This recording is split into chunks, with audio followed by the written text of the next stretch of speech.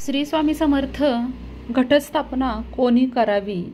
म्हणजे एका घरामध्ये जर का 2 किंवा 3 मुलं असतील आणि ती 3 मुलं व्यवसायाच्या नोकरीच्या दृष्टीनं वेगवेगळ्या गावी राहत असतील तर सेपरेट घटस्थापना प्रत्येकानं केले तर चालते का? कुटुंबामधल्या लहान मुलानं स्वतःच्या घरामध्ये घटस्थापना केली तर चालेल का? किंवा घटस्थापना करण्याचा अधिकार कोणत्या मुलाला असतो? गौरी गणपती म्हणा, नवरात्राची घटस्थापना म्हणा, हे जे देव आपण म्हणतो की मोठ्या मुलाकडं असतात तर ते कोणी कोणी काय काय करायचं असे बरेच प्रश्न हे आपल्या मनामध्ये येत असतात. तर त्याविषयीचाच डिटेल व्हिडिओ आज बनवण्याचा प्रयत्न करते. त्यामुळं व्हिडिओ अगदी शेवटपर्यंत नक्की पहा. सगळ्यांच्या मनात हा प्रश्न असतो की आम्ही उपवास करतो, मग आमच्या घरामध्ये घटस्थापना ही केलेली असलीच पाहिजे. तर या प्रश्नाचं उत्तर असं आहे की तुम्ही उपवास जरी करत असाल तरी पण घटस्थापना तुमच्या घरामध्ये असणं जरुरी नाही आहे. आई वडिलांचे जे काही वंशपरंपरागत देव, आपल्या देवांचे टाक, जे काही रीतिरिवाज, कुळ परंपरा, ह्या ओघानं मोठ्या मुलाकडं म्हणजेच ज्येष्ठ मुलाकडं ह्या येत असतात. कुटुंबामधला सगळ्यात मोठा मुलगा जो असतो त्यानं आपल्या आईवडिलांनंतर आपल्या घराचे कुळाचार हे पाळायचे असतात. आणि समजा तुम्ही जर का 2 किंवा 3 भाऊ असाल आणि जेव्हा तुमचे कुटुंब विभक्त होतील, तुमच्या घरामध्ये सुना येतील, अर्थातच तुमच्या मुलांची लग्न होतील, तेव्हा तुमच्या घरामध्ये तुम्ही ही सेपरेट घटस्थापना ही सुरू करू शकता. पण जोपर्यंत असं म्हणतात की आपल्या मुलाचं लग्न होत नाही तोपर्यंत आपण आपल्या घरामध्ये गौराईसुद्धा बसवू शकत नाही. कारण गौराई ही सुनेच्या माहेरकडून येत असते. आपण बऱ्याच ठिकाणी असं म्हणतात की गौराई आपण स्वतः विकत घेत नाही, आपल्याला गौराई कुणीतरी द्यावी लागते. आणि घरातले जे महत्त्वाचे देव असतात म्हणजे मेन देव जिथं आपण म्हणतो आपलं एकत्र कुटुंब असेल तर जिथं घराचं मूळ असेल तिथं घटस्थापना असते. तिथं गौराई गणपतीचे जे काही कुळाचार असतात ते केले जातात. गणपतीची स्थापना कोणीही करू शकतं. जर का एका घरामध्ये जरी 3-4 मुलं असतील आणि ती सेपरेट राहत असतील आणि वेगवेगळ्या गावी राहत असतील, शहरात राहत असतील नोकरीच्या निमित्तानं, तर गणपतीचं हे हौसेनं तुम्ही बसवू शकता. पण जो परंपरागत गणपती घराण्याचा आलेला आहे तो तर मोठ्या मुलाकडे असतो. पण गणपती बसवण्याचा अधिकार सगळ्यांना आहे. मात्र गौराई सगळ्यांनीच, घरातल्या सगळ्याच मुलांनी बसवायची नसते. तुम्हाला वाटलं तर तुम्ही गावी जाऊन आपलं जिथं मूळ घर आहे, मूळ गाव आहे, मूळ देव आहे, आपल्या मूळ भावाच्या घरामध्ये किंवा वडिलांच्या घरामध्ये जिथं सगळे देवाचे कुळाचार होतात तिथं राहून तुम्ही सेवा या सणांमध्ये करू शकता. शक्य नसल्यास जिथं आहे तिथून नमस्कार देवाला पोचवू शकता. घटस्थापनेचं सुद्धा असंच आहे की जसं तुम्ही गणपती बसवू शकता त्या पद्धतीनं घटस्थापना ही करू शकत नाही. घटस्थापना ही तुमचं जे घराण्याचं मूळ आहे तिथंच केली पाहिजे. मग तुम्ही जर का घटस्थापना करू शकत नसाल आणि तुमचा घरामध्ये उपवास असेल किंवा तुमची श्रद्धा असेल तर तुम्ही त्यावर काय उपाय करू शकता? जरी तुमच्या मूळ घरामध्ये घटस्थापना केलेली असेल आणि तिथं अखंड ज्योत वगैरे चालू असेल, तिथलं कुणीतरी उपवास करत असेल, पण तुमची खूप इच्छा आहे तर तुम्ही तुमच्या घरामध्ये अखंड ज्योत ही 9 दिवस आपल्याला तेवत ठेवायची आहे. तुम्ही उपवास 9 दिवसांचा करू शकता. उपवास करण्याला काहीच हरकत नाही. नवरात्रीचा उपवास लहान मुलं, मुली, स्त्री, पुरुष कोणीही करू शकतं.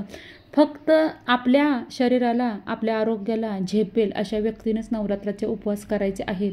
स्वतःला त्रास करून घेऊन नवरात्रीचे उपवास करायचे नाही आहे. बऱ्याच जणांचं मी बघते अगदी अन्न पाण्याचा सुद्धा त्याग करतात. पहिले 3 ते 4 दिवस तर पाणीही घेत नाहीत कारण त्यांच्या घरामध्ये तशी परंपरा असते.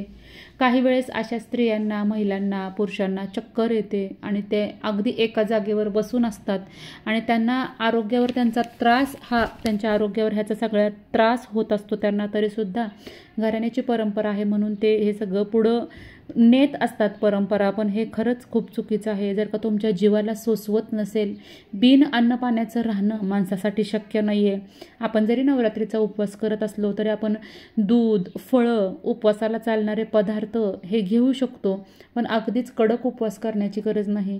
बरेच जण नवरात्रीचे उपवास हे फळाहार घेऊन करतात, म्हणजे फलाहार घेऊन करतात. 9 दिवसांमध्ये फक्त दूध आणि फळं खातात. पण फळंसुद्धा ताजी सकाळ संध्याकाळ आणि आपल्या पोटाला जितक्या फळांची गरज आहे तितकं खाणं गरजेचं आहे. अगदी फलाहार करतात, म्हणजे तुम्ही दिवसातून फक्त एकच फळं खाल्लं आणि जर का तुम्हाला ते सोसलं नाही तर त्याचा परिणाम हा तुमच्या आरोग्यावर होतो.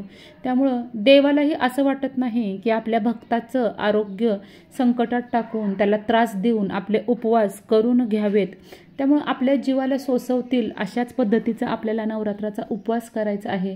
घटस्थापना आपल्या मेन घरात असली तरीसुद्धा आपण श्रद्धापूर्वक बाकीचे सगळे नीती नियम जे असतात नवरात्रातले ते तुम्ही पाळू शकता. आता तुमचा उपवास असेल तर बरेच जण 9 दिवसामध्ये चप्पल वापरत नाही, कारण पूर्वीच्या काळी ह्या चांबड्याच्या चपला असायच्या.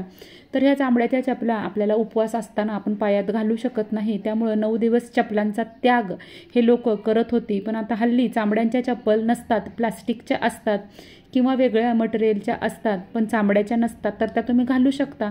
पण जर का तुमची श्रद्धा असेल तर तुम्ही 9 दिवस तुम्ही पायामध्ये चप्पल नाही घातली तरी चालेल. पण जितकं सोचतंय तितकं करायचं आहे. गर्भवती महिलांनी सुद्धा नवरात्राचा उपवास स्वतःची तब्येत आरोग्य सांभाळून होत असेल तरच करायचं आहे. अन्यथा त्यांनी उपवास नाही केला, मनपूर्वक नमस्कार केला, प्रार्थना केली तरीसुद्धा ती देवीपर्यंत ही नक्कीच पोहोचते. ज्या लोकांना, महिलांना किंवा पुरुषांना काही तब्येतीच्या कारणामुळं गोळ्या चालू असतात, जसं की डायबिटीस, BP पेशंट असतात, त्यांनी आपला उपवास करताना आपल्या आरोग्याची अधिक काळजी घ्यायची. जर का मॉर्निंगला म्हणजेच सकाळी त्यांना गोळ्या घेण्याची सवय असते, म्हणजे रोजच्या त्यांना गोळ्या घ्याव्याच लागत असतील, तर त्यांनी सकाळी उपवासाला चालणारा कुठलाही पदार्थ, फळ खाऊन, दूध वगैरे पिऊन त्यानंतर त्या गोळ्या घ्याव्यात. घटस्थापनेचा उपवास करताना आपल्या आरोग्याची काळजी आपण घेतली तर देवी सुद्धा आपल्यावर प्रसन्न होते. आपल्या जीवाला त्रास देऊन कुठल्याही देवतेला आनंद होत नसतो. घटस्थापना कोणी करावी? वेगळं राहत असल्यावर सेपरेट घटस्थापना करावी का? कुटुंबातल्या लहान मुलांना स्वतःच्या घरामध्ये घटस्थापना केली तर चालते का? या सगळ्या प्रश्नांची उत्तरं मी तुम्हाला देण्याचा प्रयत्न केलेला आहे.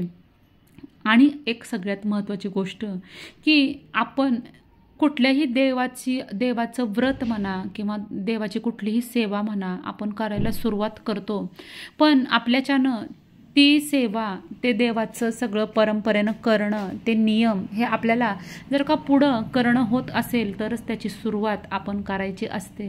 बघा, काही जण नवरात्राचा उपवास हौसेनं करतात, 1 वर्ष करतात आणि नंतर त्यांना सहन होत नाही म्हणून सोडून देतात. तर असं करू नका. आधी तब्येतीचा विचार करा की आपल्याला कितपत उपवास झेपतो, आपण किती उपवास करू शकतो. या अनुषंगानं ज्या गोष्टी आपण कायमस्वरूपी करण्यास आपण समर्थ असेल तरच आपण एखाद्या गोष्टीची सुरुवात करायची. देवांच्या गोष्टी धरसोड करायच्या नसतात, त्यामुळं आपल्याला त्रास होऊ शकतो अधिकच, कारण त्याचे दोष हे लागतात. बघा, कुठल्याही उपवासाचे नियम असतात, काही त्याचं काहीतरी त्याचे परंपरा किंवा काहीतरी त्याचं आपल्याला महत्त्व असतं की हा उपवास असाच केला पाहिजे किंवा हा उपवास आताच सोडला पाहिजे किंवा ह्या उपवासाच्या दिवशी तुम्ही ह्या गोष्टींचे नियम पालन केलंच पाहिजे. तर हे तुम्हाला जर का होत असेल तरच करा आणि जितक्या सोप्या पद्धतीनं तुम्हाला करू वाटेल तितक्या सोप्या पद्धतीनं करा. उपवासाच्या 9 दिवसामध्ये आपल्या शरीराची जास्तीत जास्त काळजी घ्या. तर आजचा हा व्हिडिओ जर का तुम्हाला महत्त्वपूर्ण वाटला असेल तर नक्की आपल्या व्हिडिओला लाईक करा, चॅनलला सबस्क्राईब करा, व्हिडिओला जास्तीत जास्त शेअर करा. आजच्या पुरतं इतकंच. लवकरच भेटूया नवीन व्हिडिओमध्ये आणि नवीन माहितीसोबत. तोपर्यंत माझ्याकडून सगळ्यांना श्री स्वामी समर्थ.